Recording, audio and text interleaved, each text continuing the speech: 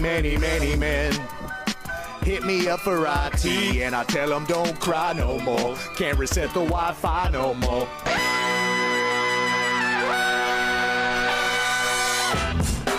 Good morning, sweet world, and welcome to the No Dunks podcast on the Athletic Network. It's Tuesday, February 25th, 2025. I'm Jay Skeets here in the Classic Factory, and alongside me, as always, Tass Mellis. Hey, friends, podcast listeners, this is for you. Next to him, it's the bearded one, Matopsha Hot Boy, Trey Kirby. Hey-yo. And over yonder, making the magic happen, super producer JD. Hello. There he is. Here we are. Shout out to the stream team. Joining us live right now on YouTube. We love it. Hit the like button, subscribe. Podcast listeners, leave your boys a 5-star rating and review. We got a bunch of games to talk about. We got a little up-down report. We'll maybe even look ahead to Luka playing the old team, Dallas Mavericks. I was going to say Luka playing the Lakers tonight. No, he plays for the Lakers. It is still weird to say.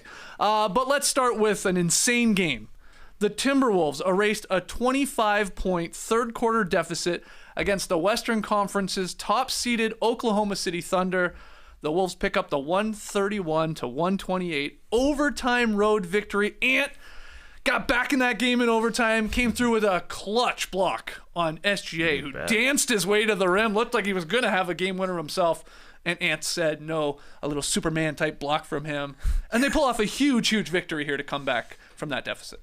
Yeah, I think from the OKC side of things, you can look back on this as a moment that can help you. Maybe, perhaps. They don't play in one-possession games. That's not what they do. This is only their fourth of the season. Before going to this one, it was just 3 that they had been in. That's the second fewest in the NBA. They haven't played one since December 1st.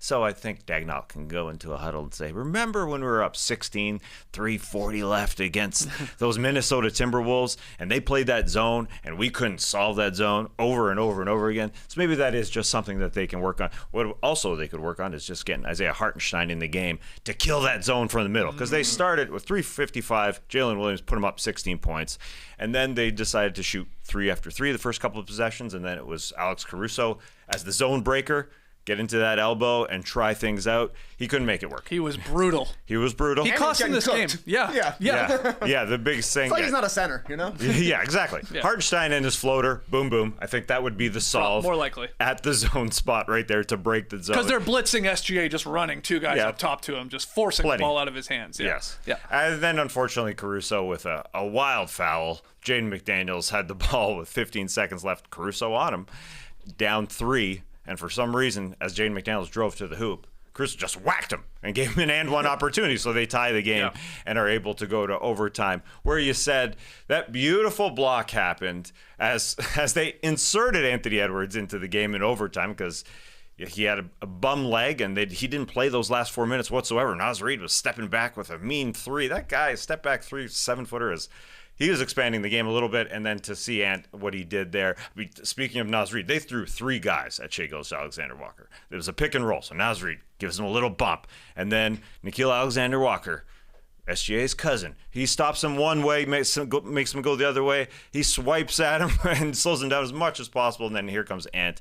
The same sort of block that he had last year against the Indiana Pacers late when it was Aaron Nesmith going to the hoop. And it was a late season block, start of a road trip, just like this one. It's a very different team. It's a different team. Now they're up 5 games above 500. Last year was 15 games above 500, but it was the first game of a long road trip late in the season. So you can go with that. So, yeah, it's a nice little win for the Wolves, but I think this is something that OKC will be looking at. Yeah, we got to solve this baby a little bit easier. I think OKC right now is in the same position the Celtics were in about this time last year, where it's like, if you win, who cares? And anytime you lose, it's like, oh man, what happened? What went wrong? What can you fix? For sure. Because they never lose, and they never lose like this. It was looking like a scheduled loss for the Timberwolves through 3 quarters. The first 43 minutes of this game, OKC shot 48% from the field, 38% from 3. They went 15 for 40 from 3. That's awesome. Mm-hmm. The last 10 minutes of this game, OKC shot 19% from the field, 4 for 21, 0 for 9 from 3. And it was because of the defense from Minnesota. Like, Ant Edwards made a great block for sure, but the comeback was because all these young guys were playing. Terrence Shannon Jr., Rob Dillingham, Jalen Clark. I got to learn another new Jalen. Unbelievable. Is every Jalen good? Dropped, yeah. New Jalen just dropped, and he plays defense now. But Minnesota's zone was great. It took away the rim pressure that OKC had. Shea couldn't get inside. He was just dropping it off into Caruso, sometimes to Jalen Williams. Yet another Jalen out there. Great block by Terrence Shannon Jr. on him. Yeah.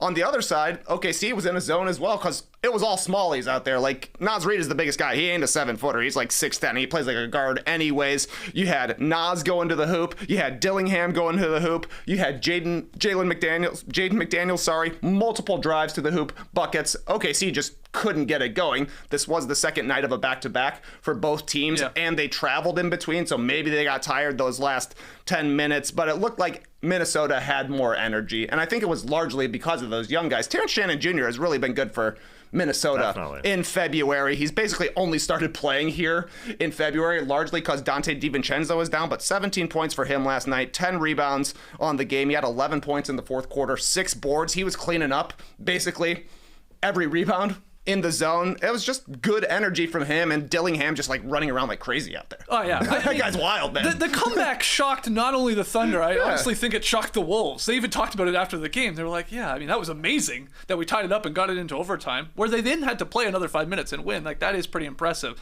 But like Nickeil Alexander-Walker was like, "Yeah, we were just like, let's end this game on a good note here to then take that to our next game on the road." And even he was surprised, like, holy crap, that 16-point lead sort of evaporated just like that. And it was just run those two long guys, right? In Nickeil Alexander-Walker and Jaden McDaniels, just like SGA would cross half court. And McDaniels would just run right up to him and like, okay, SGA is going to make the easy pass. So now it's 4-on-3 basketball. But it was like Caruso was just botching it every single time. He's not an offense guy. Yeah, he was fumbling it away. He couldn't hit a couple layups. Now, there was one where J-Dub should have finished inside. Like, I feel like if any one of those shots go down, my gut says they win the game. Like, maybe it gets close, but they still pull it out. And they just, obviously took their foot off the gas and were like, okay, we got this. There's 3.5 minutes to go. We're up big. One more bucket goes, be it a Wiggins 3 in the corner, be it whatever, we got this. And they just couldn't get it to drop. And yeah, those young Wolves, they're like, well, I mean, nobody expects us to come back here. Just play like madmen. Yeah. You had that huge step back 3. You said Naz Reid. He had another one where he took it in, finished with the left hand, gorgeous shot. And then McDaniels attacking and all these guys, like Terrence Shannon Jr. too. Just a wild comeback. And you just wonder, can it be one of those wins that catapults you a little bit? Like a crazy comeback. The young guys did it. Finch stuck with them. Then Ant did his part in overtime with the big block. Can you use that to ride a little wave here, despite missing a bunch of your guys in no Gobert, no Randall, no DiVincenzo? Yeah, can you? Can you look back at that last one last year and see Anthony Edwards skied way up to block Aaron Nesmith? That was a mean block. And yeah, you got this one where he basically said, "Didn't even feel like I jumped that high." That's what he said. And I said, okay, maybe the first look, he didn't look like he jumped high, but then he got the second. Then you got the floor look, camera from the floor. He was up way high. I mean, he jumped, obviously, to this guy again. And, yeah, the Caruso just wasn't that guy in the middle of the zone to kill it. No. They went 3-3, then Caruso, 2 attempts, no go. Then they tried Jalen Williams. He missed a short shot, as he said. And then they missed a couple more threes. Thought Aaron Wiggins could have dove to the floor like the Wolves did on one possession where it was a loose ball. Didn't do that. So, yeah, you can point at all these little things. Alex Caruso also drew a charge that he thought, but it ended up being a defensive call with 3:45 left in the fourth. Dagnall challenged it. Didn't go his way, so that was also big. Wow, he never loses challenges. Yeah. He's one of the best challengers, and that was the turning point in the game. Even he took his foot off the gas. Yeah, yeah, man. That was yeah. It was. They called it a moving shoulder. I mean, it's like Caruso was stationary, but he just leaned because Terrence Shannon Jr., who they call TJ, sometimes the Wolves do. I don't get it. Just because you don't want to say Junior. TJ. Yeah. TJ Shannon. Terrence Jr. Yeah, I guess. But I know, but it's like Junior. Anyway, he was awesome, and he has been awesome. He's been helpful for sure. Yeah, without Dante DiVincenzo and Julius Randle, who's supposed to be back soon. Yeah, he's been huge. Minnesota, just the second team since 2002, 2003 to come back to win a game after trailing by at least 16 points with 3:45 to go. That's by way of the Wolves PR team. And the only other team to do it was the Kings. Did it against Minnesota in 2020. Okay. But it's been a very long time to be down that much and come back and get the victory. Obviously, it took overtime, but crazy. I saw an definitely even one of like those a things. more cherry-picked stat that was something like involving that this is the first time it has happened on the road against an opponent that has an 800 winning did see that too, percentage. yeah. And I think I read this perhaps in the ESPN recap, and they had to go to OptaStats for that information. I was like, what? Whoa. They didn't even reach to Elias. They went Elias to was like, I don't know, OptaStats? man. Don't have that. Who is OptaStats? I saw That's that too. crazy, bro. I was like, wow, you got to go deep if you're going to like a third-tier stats thing. I don't know. Should the Timberwolves go on a run? We'll see. They're on a road trip right now, but it's an easy road trip. They got the Lakers on Thursday, then they got the Jazz Friday, the Suns Sunday, then they got the Sixers at home, followed by the Hornets, the Heat, and the Spurs. They should go like 7-1. Yeah? They'll probably go 4-3, 4-4, 5-3. How quickly is Randall back? Hey man, 2-2 without Gobert. I'm going to OptaStats because I do want to know the 800 team that the OKC is, how many games that they win by one possession, because as I said, it just doesn't happen a lot with OKC. They haven't had one since December 1st. So I think it is good for them just to have that Get experience. some reps in close games, I guess. Yeah, where's Mr. Push Shot? Why wasn't Isaiah Hartenstein? He got hurt. He did get hurt. Yeah, They and no need Chet Holmgren in the game Chet. too. Right. So it is different if one of those two guys is playing. I would think the way it would at least change the way maybe Finch is aggressively trapping or trying to get the ball out of SGA's hands late. Though he's done that before and they've had some success with it. He said he didn't want to do it all game because he was like convinced like, well, they'll be ready for that. So he busted it out late when they're down 16 and it feels like the game's sort of over, at least in the fourth quarter. Why not? But it worked, and they got a huge win for the Wolves there. Did you like the hat Chet Holmgren was wearing on the Remind me? on the bench? It had a huge, I don't know, some I sort can't of logo. trust your dimensions when it comes to hats, though. You told me about a John Morant hat once. Yeah. And you were saying it was huge. And was then, big. then even you were like, It was all about the angle. For a profile angle, it looked bigger than dead on. It was a big ski hat, a big toque. Don't worry, you're That going to you be call wearing it. a real big hat Nice. soon enough. Yeah, that's why I'm asking. Okay. Just a segue. Anyways, it just looked like, the old New England Patriots logo Yeah. with the actual football player. Like it looked like a big big sort of cartoony, gimmicky thing. I don't know what the team is. I'm looking everywhere here. Yeah, he was on the Look bench. at on OptiStats. Opti hats. There you go. All right, well, you look up Chet's hat. Let's move Nice. to... You got it. I think we got it. You got it? Okay. Yeah, it's a tall hat. It's very tall, and it looks like it has. Oh, it looks cooler from up close. Does it have Chet Holmgren on it? It's got the back of a basketball player wearing number 7. Yeah, he is number probably. 7. Yeah. He's got his own hat. He's wearing a Chet Hatgren? A hat Holmgren? Here so. We'll share that photo on our socials. Yeah, you're going to want to see this hat. That's a nice hat. Let's move on to Aaron Gordon and Jokic leading the Nuggets past the Pacers 125 to 116. Jokic with a career high, Trey, 19 assists. I don't know. It sort of caught me by surprise. I didn't check OptiStats, but I was like, really? He hasn't done that before. It doesn't have a 20 assist game, but wow. I mean, it's a lot. Don't get me wrong. It's a ton of assists, but what'd you think here? Yeah, this guy's the man. He's a great passer. 19 assists. Let's get the 20, buddy. Jokic did score 10 points in the third quarter. I don't know what was going on with the Pacers. It seemed like they came out at halftime and said, we're going to try guarding you one-on-one because you're slicing us up with your passing in the first half. Guess what? It didn't work. You went 5 for 7 from the field. He saw the single coverage, just like, give me some of that, Miles Turner. Give me some of that, Thomas Bryant. Then he went back to maestro mode in the fourth quarter. I don't know if he touched the ball every single time his last 6 minutes, but it felt like he touched the ball every single time. And he found Christian Brown for a layup 90% of the time he was handling the ball. It was like the two-man game, and then whoops, Christian Brown is right there. They kept calling him Little Buddy on the broadcast. Is that his nickname? Oh, a little dish to Little Buddy. I thought it was just slipped in one time, but they kept coming back to it. I guess that's his nickname. 4 assists to Christian Braun in the fourth quarter alone for Jokic. Aaron Gordon, like you said, was also awesome in this one. Like a 100th percentile game for him. He's scoring off cuts and drives. That's what he always does. But he was also knocking down catch and shoot threes, pull-ups, getting into Pascal Siakam, giving him the shoulder, step back mid-range jumpers. He looked incredible in this one. Aaron Gordon shooting 43% from 3 this season on 3 attempts. really, really good shooting, and they need it because this is obviously not a team that takes a ton of threes, doesn't have a ton of shooters, so any little bit they get can help. But it kind of feels like for every other team in the league, they want to clear out the lane and have as few guys as possible in there to make it easy to score. It's almost the exact opposite with the Nuggets. It's like, the more guys we can put in the lane, the more the defense is going to get confused, and we've got the one guy who can figure it out, because there's like 6 guys in the lane on every possession, and somehow it's a layup for the Nuggets every time. I'm so glad you brought that up. I watched every single assist because I wanted to see how many of these were like of the bullshit variety where it's just like kick it to a 3-point shooter, he knocks down a 3, and you get an assist for it, and you're like, okay, well, you got an assist, but what did you really do?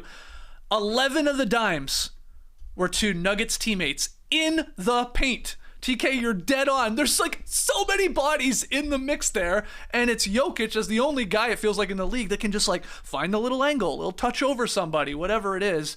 So he was hitting Aaron Gordon inside, Zeke Naji, Westbrook, and then all those Christian Brown ones later in the second half where it was just like time after time after time. Some of them in transition, but a lot. It's I'll operate. I'll see what you're going to do. You're going to play me one up, Miles Turner. I'll score if you send the double. Don't worry, I'm going to find a little weird, quirky angle here to a guy that's just in the dunker spot, if not closer. It was time and time again. It's really wild to watch. The Nuggets had a 74-46 edge in terms of points in the paint, and that was the huge difference maker. There's a reason why they lead the league in assists. It's this guy. It's Jokic finding guys underneath. Now, Aaron Gordon back in the starting lineup for a while now. When he came back after the injury, it was Russell's spot, and there was talk that Aaron Gordon wasn't going to be back in the starting lineup. I thought that was the case. I bought it, but Aaron Gordon deserves to be in that starting lineup, obviously, because it's flashbacks to 2023 when he is in that dunker spot making things happen. And so 39 assists for the Denver Nuggets because of that guy who has a career high in assists in 19. Now the second highest person with assists for the center spot ever. So Wilt Chamberlain still has the record? Wilt has a record of just a single game, 21 assists. Oh, so Jokic could easily do it. Oh, sure. Yeah. Sure. Yeah, he could. I guess JJ Redick got him ready for this game. When they played the Lakers the game before, they throw the double at him. He had to pass to everybody, so he came into this one and said, all right, I'm gonna get my own record because I've only had 18 before That's great. In a game. Yeah, JJ got him ready, and obviously this Nuggets team, as I said, the starting lineup just looks, again, with Lil Buddy. Aaron Gordon. Big buddy. Yeah. I thought his little buddy would be Russell Westbrook in the starting lineup, but Russ is now back to the bench for Aaron Gordon, and they look right. Mm-hmm. One other note about the Nuggets, something to watch at least. Zeke Naji, has he jumped Peyton Watson in the rotation for the rest of the season? Because Watson's out right now. He is injured. I think he's missed like 10 games, and Naji, I think, has played really well. Over a majority of that 10-game stretch. I looked it up. 6 games over that stretch, he saw 20-plus minutes of action. Naji did. He had a really good game against the Pels where he hit a couple threes. 2 of his best games of the season came in those games against the Blazers in back-to-back wins. And then last night he went 6 for 8 from the field, 3 boards, 2 blocks. I don't know. It'd be something to watch when Watson comes back. Do you want to continue? Like, Naji's a little bigger and maybe more of a 4 than a 3 like Watson is, but just something to keep an eye on here. And it was a quality win I liked from the Nuggets. Because even when they lost to the Lakers, Jokic was like, yeah, we had a 9-game win streak, but like we sort of played nobody. Mm-hmm. And so Pacers, I said it the other day, were one of the best teams since the calendar flipped to 2025. So that's a good win. Mm-hmm. Yeah, the Zeke Naji thing, it's a situation they need somebody off the bench. Like they tried Justin Holiday last year, that it didn't work extremely well. But Peyton, they just throw in the corner and hope he can hit those 3-point shots. Sometimes they go in, sometimes they don't. He's an incredible defender. But yeah. I could see this happening for They're sure. both going to play. Yeah, probably. And they're both going to get played off the court at times, and they'll both get another opportunity. Yeah. Like, they need all of those guys because none of them are super reliable. Like, this is the best stretch of Zeke Naji's career. Yeah, it is. Yeah. And they would have happily traded him 2 weeks ago if they could have. Yeah. He's been there a lot longer than I thought, too. Yeah, they gave him that ridiculous contract that people think is one of the worst in the league. Yeah, I know. It sort of surprised me how long he's been there. It's like 5 or 6 years now at this point. Let's move to one of the hottest teams in the league. Cade Cunningham leading the Pistons to their 7th straight win. 106-97 victory over the Clippers. Again, missing some of their key guys, but come on, man. Cade, best player on the floor again. Again. Easily. Complete control, I thought. I mean, he still has his turnovers. He still has his weird turnovers, too. 7. Where it's like, and there's like some ones where you're like, what are you doing, Cade? Come on, like protect the ball a little bit more. Like one where Chris Dunn, it was in the fourth quarter, he like sort of pressed up on him a little bit, and he sort of like just haphazardly tried to like throw it over him. Dunn just popped it out, took it. It's like you don't want those ones, but man, otherwise 32 points, 9 boards, 7 assists, 4 and 9 from deep for Cade, and 10 of 12 at the line. I like that little balance of like hit some threes, get to the line. But he's on fire during this win streak too. Yeah, he's on command of that ball wherever he wants to shoot it, whether it's from three-point land or not. 32 points, 32 wins for the Detroit Pistons. That's more than the last 2 years combined now. That's crazy. Yeah, it is crazy when you think about it like that. They had 14 last year and 17 the year before that. Bang! They've changed it. And what I like about this game is that they won a different game than the one they won the night before. They won a huge offensive game where they allowed 143 points to the Hawks and won that game. Right. And in this one, they allowed just 97 because Asar Thompson was really good against James Harden. He was slowing him down. That was the guy that you could say, go get James Harden, and they do that. And they turned it around in the third quarter. Really, it wasn't just Harden going 5 of 22. It was their entire defensive rotation. It's always led by Isaiah Stewart. He always comes in, and yeah, he was matched up against Drew Eubanks, which isn't a good sign for the Los Angeles Clippers because they want Ben Simmons out there to be their backup 5, which they've gone to, but he wasn't playing in this game, and no Kawhi, no Powell in this game. But Isaiah Stewart was really good at turning this thing around in the third quarter, the fourth quarter. They did the same against the Hawks. They turned it around at half to some degree. JB gets in there, and he does it somehow. He talks to his guys, and they're comfortable with closing games with Isaiah Stewart over Jalen Duren. And Duren has to be comfortable with it too. Even though Duren had 12 points and 19 rebounds, they make defensive, offensive substitutions and say, Stewart, you're in. Duren, you're out. So impressive to me that they just won this. This was an ugly game. I was watching it with our playback friends, and you know that the Pistons are going to turn around after this after halftime. That's what they do.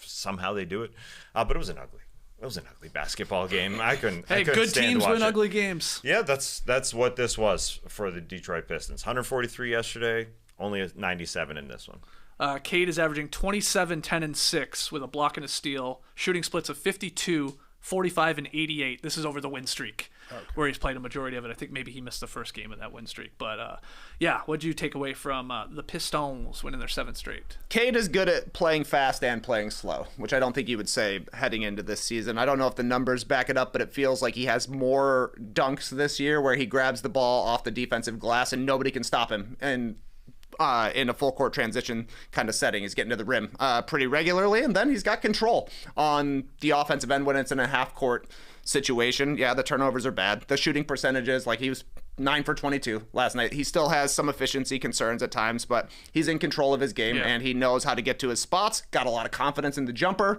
right now. I actually think Duren has been a lot better this season, but I think it's smart to go with Isaiah Stewart as the defensive guy when it comes down to it. And Asar Thompson has really come on lately now that he's getting into the swing of things after dealing with his blood clot issue over the summer. He looks right there with Amen Thompson, athleticism-wise, and it was like Amen was kind of in a blowout over Asar at the first half of the season, but he's doing all the same things out there. He's catching up to his twin brother. I'm with you there. 10 points, 3 boards, 3 assists, 4 steals, and then 2 blocks for Asar last night. And the 2 blocks were like top 10 highlight worthy. Like they're insanely athletic blocks. There might be a Shaqtin' a fool moment. It was wild to see him. He had an open layup, and it looked like he stepped on something ridiculously wet, but he didn't. And he just fell down.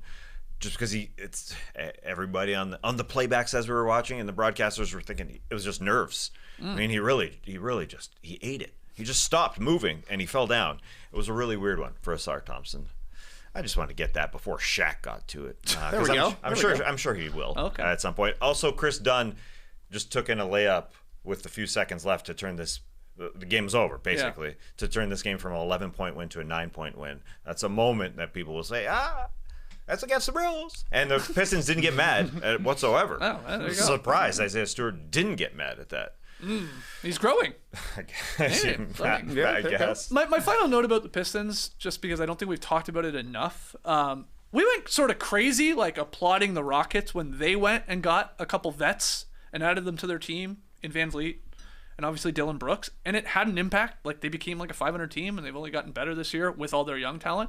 That's really what the Pistons have done here too. It's a similar game plan. They just added some like quality veteran guys to a lot of their young guys. They signed Tobias Harris. He's been really steady. I mean, that's him in a nutshell, honestly, but he was really good last night. He scored a lot of buckets when the offense wasn't clicking, like sort of bailed them out a couple times. This is a guy that's played like 1,000 games almost. Like, so he's been around for a long time. You signed Malik Beasley. He's a longtime vet in this league. They got him for like, what, $6 million I think they signed him for? He's turned into Steph Curry this year, for crying out loud. And then at the deadline, they even picked up Dennis Schroeder, which we liked at the time too. Like, oh yeah, he'll have a role on this team. And he didn't shoot the ball well last night, but he had a timely bucket, had a couple nice assists as well. So like, that's sort of the same game plan that you're seeing. I mean, you have these super young teams that just lose. You can benefit from just getting some guys that, even if they're not like, oh my God, we just knocked it out of the park with this one, this guy's a superstar. No, you're a crappy team. It's going to be tough to allure those players. But guys like this, Harris, Beasley, in this case, obviously what the Rockets did, there's a spot for these guys. They are winners, and they're at least going to help your team learn how to play professional basketball. Yeah, and the Quentin Grimes for Tim Hardaway trade before the season helped out. He's their guy at the starting shooting guard. Even if he was over, it's good to be over. It's one of those guys, you got to shoot it, so they respect you. And the night before, he was on fire. He's been on fire. Any other takeaways from last night's NBA slate? TK, you want to talk about your Bulls snapping a 6-game skid by destroying the 76ers 142-110. Well, I'm happy they won because I got a new Bulls shirt for my birthday and I hadn't been able to wear it yet. This is very nice, by the way. I do like it. I got so much Bulls gear that I have multiple brown Bulls shirts now. It's ridiculous. Shout out to the City Edition plan. White Boy Spring is in full effect. Josh Giddey had 25 and 16. Kevin Huerter, our draft pick, had 23. Evil Zach Collins had 19. Matas Buzelis had 17. And Kobe White had 15. See you soon, Cooper Flagg. You can't out-tank the Sixers. They had Paul George and Tyrese Maxey playing, but this team has completely given up. They gave up. They're done.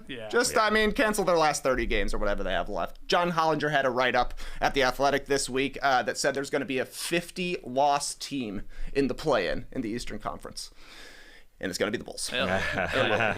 50-loss team. Why do they keep it around? You shouldn't be in it. Yeah, it's crazy. You shouldn't be in it. Okay, so Sixers. And then I guess I want to pair with that because we've got our eyes on the play-in tournament in the East. Somebody's got to watch it. The Wizards, they snapped their losing streak. They beat the Nets, Tass. 107-99. I slip your name in there because I thought you told me on yesterday's podcast. Well, that's going to be a Nets win. They're playing the Wizards. We were talking. I definitely said that. Or somebody said it. Yeah, I don't know who it was. Sorry. And we jinxed it because Poole had 26 and the Nets lost. And they are trying to race these teams for a play-in spot. So it's sort of important. Yeah, a guy like Chris Middleton helps out this team. He was actually very important just going down the stretch for this team. He helped out. He didn't have a big night, but it helps to have those guys on the floor just watching it and play back because those games were ugly to start. To start last night. Yes. That 50. Thank God the Wolves Thunder game was very entertaining. Yeah. Later, but they saved it. Yeah. They saved the night. The Wolves saved the night in those last 4 minutes of regulation. It's true. Kind of. Yeah. That was a weird schedule. 8 games on last night, I think. 3 of them had both teams on the second night of a back-to-back. Oh, yeah. It felt like it. Yes. I went down to State Farm Arena, Hawks versus Heat. Somehow the second time I've seen a Hawks-Heat game. Here in Atlanta, the Hawks coming off the loss to the Pistons, 148-143. The Heat coming off a loss to the Bucks where they blew a fourth quarter lead, and both of these teams looked completely gassed. The Hawks shot 26% from 3 and had 18 turnovers and were by far the crisper team out there. Miami shot 32% from the field. 18% from 3. They had 18 turnovers and got outscored in the paint 58-38. 7 steals for Dyson Daniels. Bam was invisible in this game. Tyler Hero, 4 for 19. Alec Burks, 1 for 12. And there's just some dudes that play for the Atlanta Hawks on the bench. Karis LeVert, 15. Terrence Mann, 15. George Niang, 11. Clint Capella, 8. These are all guys you've heard of. Yeah. This is a random collection of guys right now on the Hawks after the Bogdanovich trade, after sending out Murray in the summer. Miami currently has lost 6 of their last 7, and Atlanta jumped them in the standings. They got a 2-0 tiebreak on them right now. Miami is really struggling since the Jimmy Butler trade. I thought that would clarify things. I thought Wiggins would be good. He was pretty solid last night, though he was the only guy that could really score for Miami. The only other note I have is I saw a guy in the crowd wearing an Atlanta Hawks Rajon Rondo jersey. Yeah, I saw you That tweet was that. great. I had to go to Basketball Reference to make sure he played for the Hawks, and yeah. it wasn't just like a jokey, oh, he was traded here, he got released. Yeah. No, he played 21 games Did he really? in 2020. Well, wow, I don't remember that. Not Same, that many. Same. So I went and looked. He had 12 points and 8 assists in the first game he played for the Hawks that season. Yeah. It ended up being his season high for the Hawks that season. I was like, that guy had to buy that jersey then. Yeah. You know, it's the start of the season. He had a good game. You're like, oh, Rondo? Let's go. Yeah. Yeah. Or maybe he's a long-time Rondo fan. Long-time Rondo fan. And could then he be, joins your team. Could be from Kentucky. Yeah. That's where Rondo yeah. went to school. I don't know, but I was shocked to see that. Wow, that's to see that in person. That's Yeah. something else. Well, we could have played what I guess what you got, and we would have done it. What was the worst or the more insane outcome? The Sixers losing by 32 to the Bulls, or the Heat scoring 86 points against the Hawks. The Hawks that's the fewest points they've allowed in like 4 years. Yeah. That's very difficult to score that few points against the Atlanta Hawks, man. So I don't know which one you would have gone with, Tass, but any other notes from those games or any of the other ones from last night? Well, yeah, it was weird to see Tyler Hero drop 40 the night before and then go 0 for 9 from 3. Just didn't have a good night the next night. Though, yeah, the Heat are. You mentioned all the guys on the Atlanta Hawks. They're the new guys. I mean, the Heat are just juggling to see what they got. Terry Rozier, a DNP. You know, he's undergoing an investigation. I don't know if that's part of it. He's just not playing well. Jaime Jaquez has kind of been out of the rotation. Played only 7 minutes though, so they're trying to find stuff. Because they were a good offense until January 1. They're top 10 before January 1, and now they're 25th best offense since. They just dropped off the planet, and Dyson Daniels was freaking awesome. You know, he's freaking awesome to watch him. But I think the Sixers just absolutely crumbling is a little more surprising. I mean, how do you lose by that many points? I mean, they actually made the score a lot more respectable. Surprise, 32. True. You know, it was up to, was it close to 50, right? It was at least 50. I don't know if it got over 50. I don't remember. But yeah, the 10th place team in the Eastern Conference will be the worst team that makes the play-in, I assume. Because I did the research beforehand. I think it was a 34-48 Spurs team that made it once upon a time in 21-22, I think. But this is going to be worse.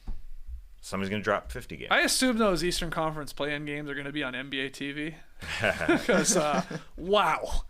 That's going to be, it's going to be, I guess, probably, let's call it Magic Hawks, and then it's going to be Bulls, let's say Nets or Sixers or, Heat right now. Or Heat, Heat are 9, Bulls are any 10. of those teams. Oh, my God. Yeah, that'll be on NBA TV.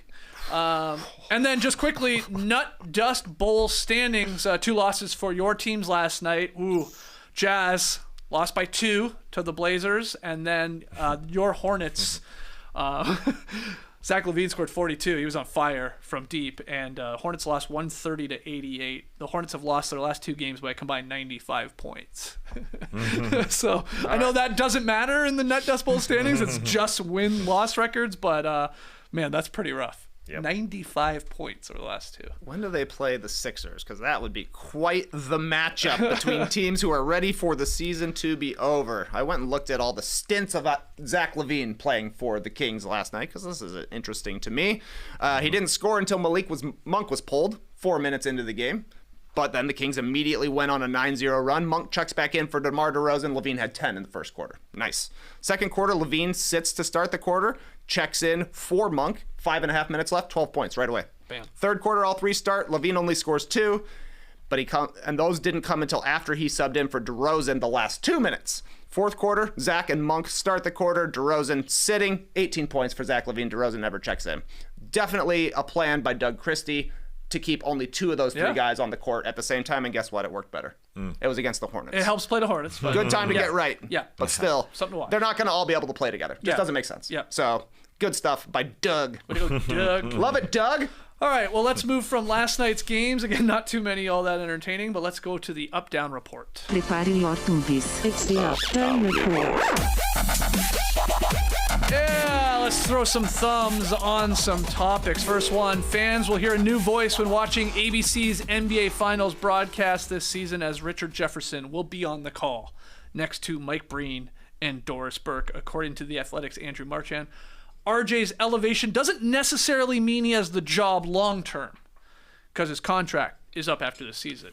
Jefferson has some interest from Amazon to potentially join their number one team. But Task, get us started here. Are you thumbs up or thumbs down on Jefferson joining Breen and Burke for at least this year's NBA Finals broadcast? Yeah, let's go thumbs up. Okay. What the kids want are some jokes. And you guys called it last year when we went away from Jeff Van Gundy and Mark Jackson beside Mike Breen that Doris and JJ Redick weren't jokey, fun enough. Doris does enough with the analysis, and JJ was beside her providing a ton of analysis beside her. So we got a lot of analysis. We'll get more of that with Doris, but you want somebody who's funny beside her, and RJ does that. Do you think it's just better? jokey jokes in this day and age when we're going to Amazon and things are becoming a little bit more splintered. Yeah, I think it's totally fine. Totally fine to have both. You have both. The best of both worlds, I think. Okay. What do you think here? I'm thumbs up on it. They had RJ on the call. They had their finals crew going for Lakers versus Nuggets. So kind of reading the tea leaves, you're like, hey, Lakers, LeBron and Luka versus the best player in the league, Jokic, and look at who they have on it. Makes sense to me. Awesome timing for Richard Jefferson to get elevated to the number one team, officially heading into a contract year where his partner from Brooklyn Nets games is already locked in as the number one guy, Ian Eagle there. Yep. So should be cool. The kids want jokes, and us millennials just want somebody to say nice when a team has 69 points. And you know Richard Jefferson will do that. Always going to give us that. So, yeah, this team will also call the Western Conference Finals, because that's what that ESPN has this year, and marquee games here throughout the remainder of the year and early rounds of the playoffs. So it's not like he's just going to be there for the finals. They've been doing this team. They're going to continue to do this team. I'm with you. Like, hey, don't blow it, RJ, because you could very well get the bag here. They either love you, a part of this trio, and throw a bunch of money at you, or, like you're saying, Ian Eagle, your guy, is going to be Amazon's number one play-by-play guy. Maybe you knock it out of the park and they're like, we got to have him. Yep. So, yeah, just don't mess it up. No pressure. But, hey, continue to be yourself. It's funny to see the reaction to this. People, man, they have opinions on it. Some people like us are like, yeah, we like them. Yep. It's better than at least the Redick, Burke, Breen sort of trio worked. We think it's a better balance between sort of like the fun side of RJ with the analytic side of Burke, but other people are like, no, not this guy. Anybody but this guy. Rudy Gay, not this guy. Some people don't like his, I guess, sarcasm. He's pretty sarcastic, and maybe his voice. I don't know. Never buttons his shirt all the way. All right, we're fans. All right. Keeps it open. Yeah. Next one here. Adrian Wojnarowski is cleaning out his office of cell phones and press passes, and he's offering dinner dates in a bid to raise NIL funds for the St. Bonaventure men's basketball program. So the former NBA insider, best known for the Woj bombs, hit social media yesterday to announce this online auction to support his role as GM of that Atlantic 10 team. So TK, get us started here. Are you up or down on Woj auctioning iPhones used for Woj bombs to raise NIL money at St. Bonaventure? Think how insane that sentence fucking sounds. That sounds insane. But are you up or down? How can you be anything but up? Because there's the only way to type on a phone. Yeah. You gotta use your thumbs up. Down? No way. I just want to know if it still has the pictures on it. Yeah. You get Woj's apps. He's still Woj ESPN on Twitter. So you have to think maybe he didn't brick his phones. I don't know. Yeah, I don't know. These are like up to $1,500 are the high offers. Wow. Let's see. The Paul George Kawhi one, that's at $1,500. Though if you're an OKC, you would say that's the Shai Gilgeous-Alexander phone. The COVID phone, $1,500, of course. The farewell tweet, only $675, and that's the most up-to-date phone. You're getting the most current version of the iPhone, and the Wemby draft phone, $975. I guess I would spend my money other ways. Yeah. But if you I was going to say one cool thing about it. Cool, I guess, subjective. But, like, it says, like, if you win these auctions for, like, the press passes, the phones, you can request Woj to sign it. Okay. How about, can you request him to take a selfie with it? I mean, that'd be amazing. Yeah, Yeah, make it like your screensaver or something like that. Well, Right. we don't even know. Does the phone actually like that's work? the thing. I highly doubt. It's got he's nothing auctioning. on it. Yeah. Yeah, he cleans it. Yeah. I'm sure. Yeah. So that's the weird thing. You get these phones that he used. Well, that's why to tweet. at least if Woj signs the back of the phone, Yeah. it's like you could put that up. Yeah. We could have that here in the factory.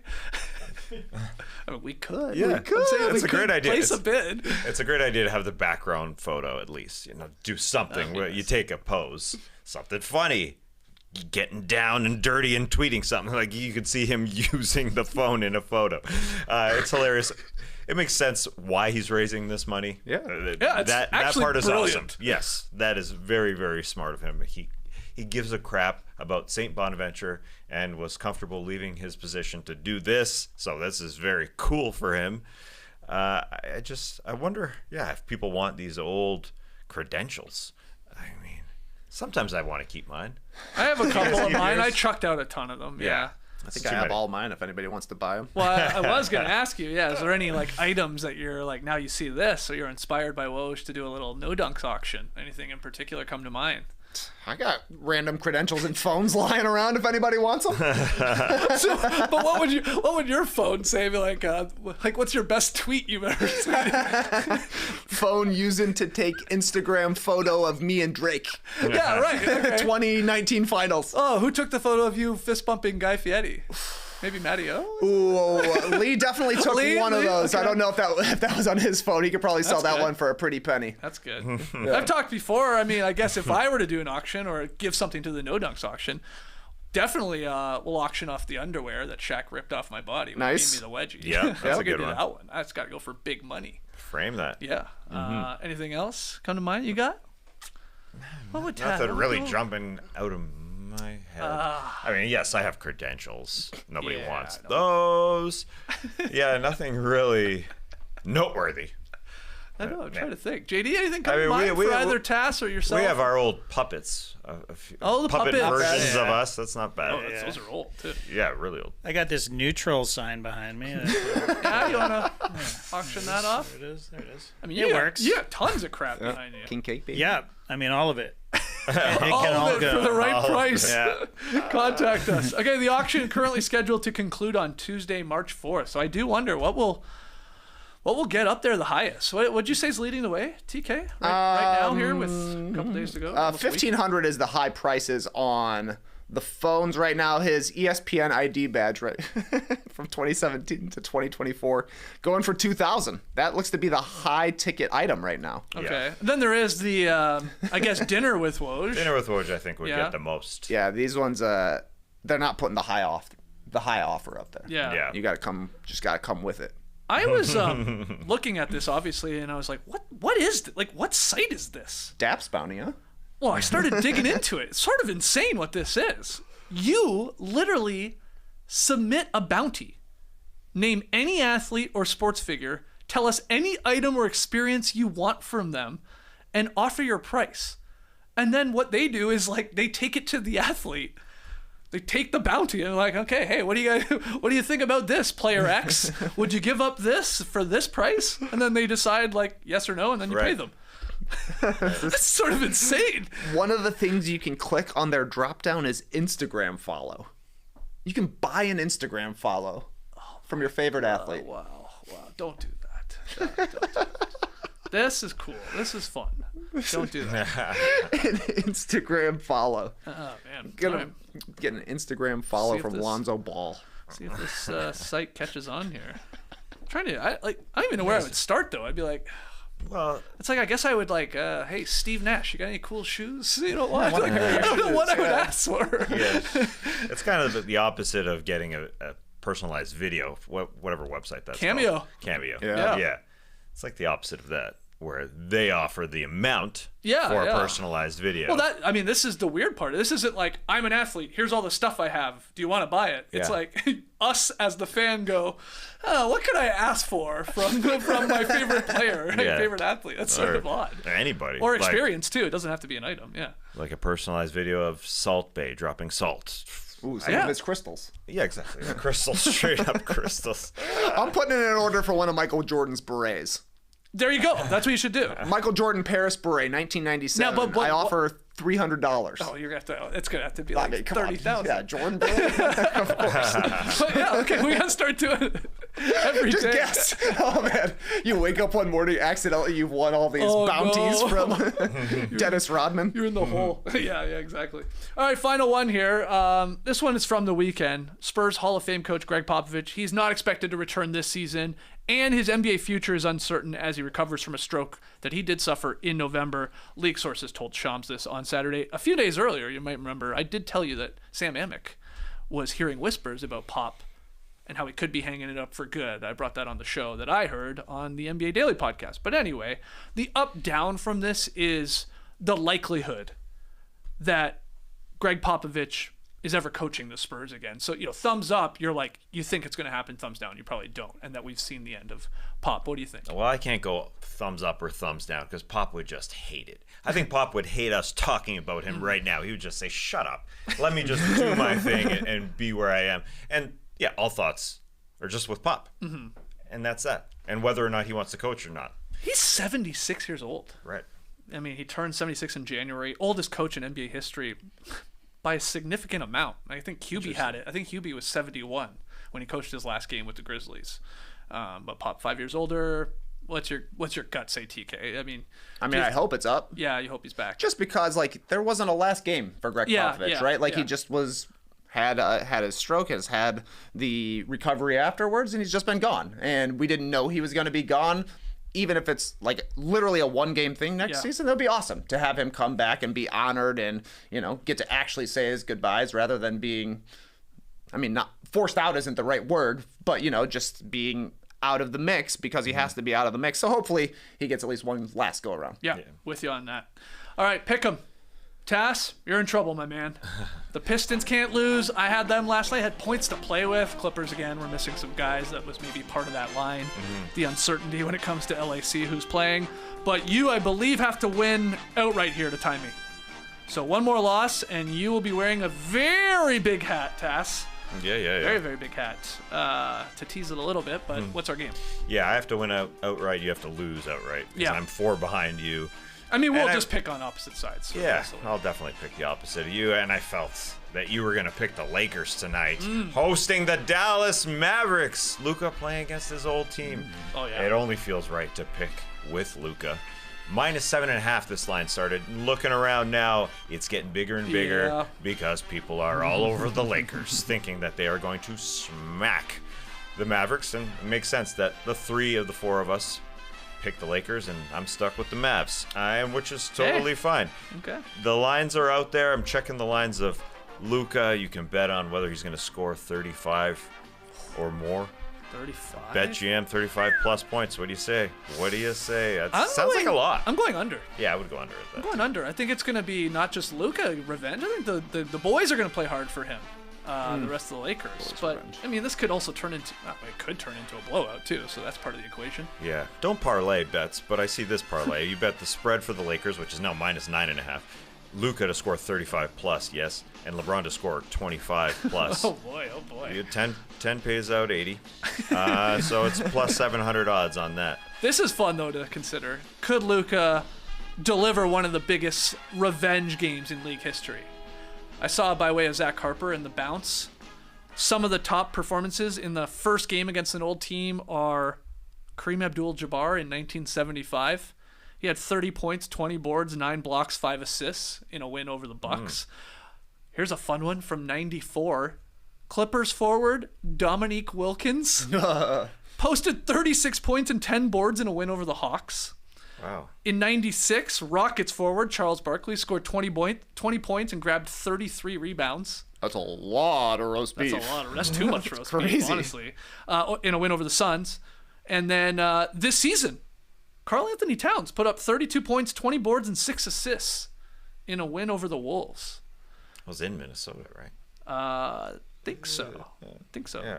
So anyway, those are a couple of the biggest revenge games in terms of trades. We're talking about the next game against your old team. So yeah, can Luka add to that list? That's the something that's sort of fun to watch. Can he put up not maybe that Carl type numbers, the 20 rebounds? I doubt that's happening, but yeah, 35 and 10 and 10 or something. I'd like to see 33 rebounds. That's how he gets his revenge. Watch this, pure effort. You think I'm out of shape? I'm just rebounding. Yeah, he's counting them up like Trey Kirby playing pickup hoops. That's right. Unfortunately, they only have the only other time the Lakers play the Mavericks in Dallas is April 9th. Yeah, that's right. That's a potential rest-a-roo kind of game, the last couple of weeks of the season. Weird stuff. Yeah. So it would have to be this one. Maybe it happens. I see another line here as to whether he'll get a technical foul. You can bet on whether Luka will get a technical foul against this old team because he's a little feisty.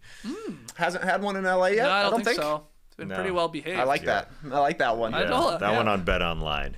Okay. Not our friends at BetMGM. Interesting. Yes. How's plus that? 600. Plus 600. Plus 600. That's not bad. Okay, I don't mind that. That pays pretty well. All right. But I don't think he's gonna be angry.